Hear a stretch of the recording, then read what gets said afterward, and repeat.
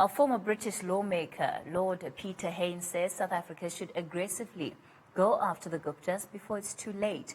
He says he and many others know the whereabouts of the family.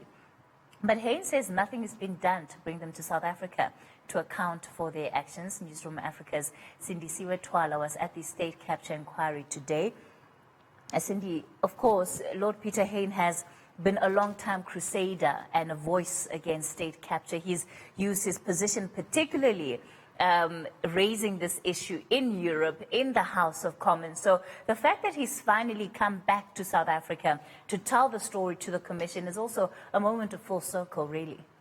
Yes, he's basically spent quite a long time in the House of Commoners and now the House of Lords, where he's actually come back to South Africa to talk about how he feels that not enough is done to prosecute the Gupta family. He mentioned that there's been a treaty between Dubai and South Africa. Some form of an agreement could possibly have been reached in order to bring the family back to South Africa to be prosecuted.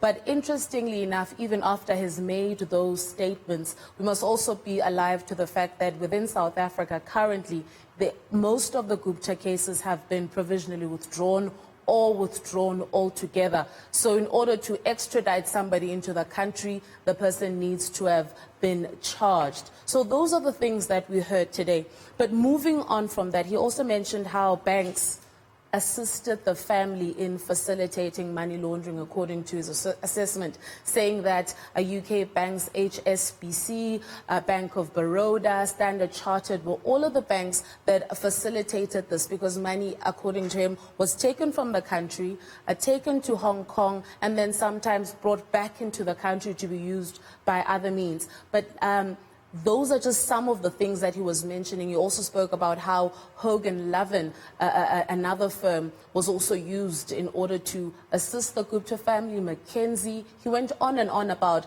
how this was a grand-scale type of state capture. Given the fact that the matter of the banks in South Africa ultimately ended up in the courts, how differently does he believe the banking industry could have responded then to these shelf company accounts that he says the Gupta family have been notorious for using? So basically he's saying that legislative reform is what South Africa needs, looking at the Banking Act, looking at how onus is placed. He's saying that when large assets or a large amount of money is found in a particular person's bank account and they cannot attribute it to where exactly they found it and all of that, then they have to prove that this is where we found our money. But in terms of South African law, the onus is on the person who alleges to actually say, to have evidence to prove that that money could have been gotten by illicit gain. So he's saying that South Africa needs to look at UK legislative measures in order to curb banking irregularities or curb banking issues and financial issues. So he's saying that South Africa's response time is quite bad, and by the time that South Africa eventually prosecutes the family, it might be too late. The money might have already been spent. All right, let's in fact then hear a little bit from Lord Peter Hain himself as he provided that evidence then before the inquiry today.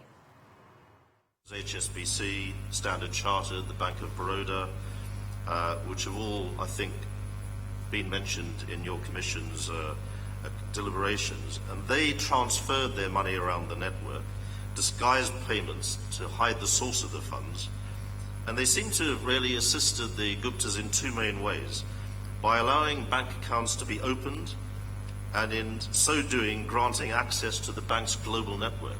The legitimate funds created by the Guptas' enterprises were dwarfed by the funds that they amassed through illegal activity, and they could not have amassed this illicit wealth without the corporates and the banks working with them and effectively being their little helpers along the way. And I imagine also that was Lord Peter Hain, and Cindy Siwe-Twala was watching that commission of inquiry for us then today. I imagine also a lot of interest from the Deputy Chief Justice Zondo himself and the kind of guidance that Lord Peter Hain might give to the commission. This is especially going to affect the kind of recommendations, of course, in the end that he has to give around the Gupta family and perhaps the international bodies that need to get involved in this, in resolving some of the matters and recouping those monies. So Paul Pretorius, advocate Paul Pretorius, remarked immediately after he made all these recommendations that we hear that you're questioning the agreement that South Africa has with Dubai in order to get these people back to account.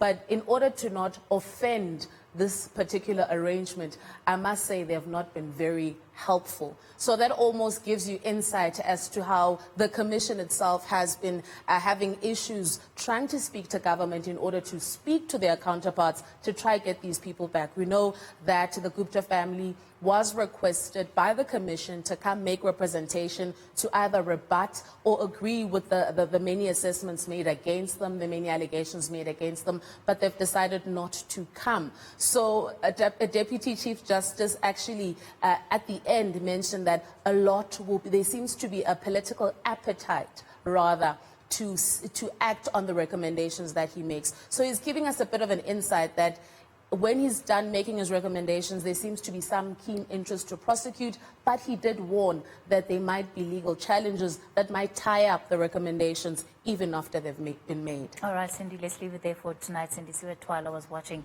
that Commission of Inquiry for us. We'll take a short break. We're back after this. Business in Alex brought to a complete standstill. The community there is up in arms, saying that businesses are simply not giving back to that community. We'll find out what happens next. That's all after the short break. You're live on News at 5.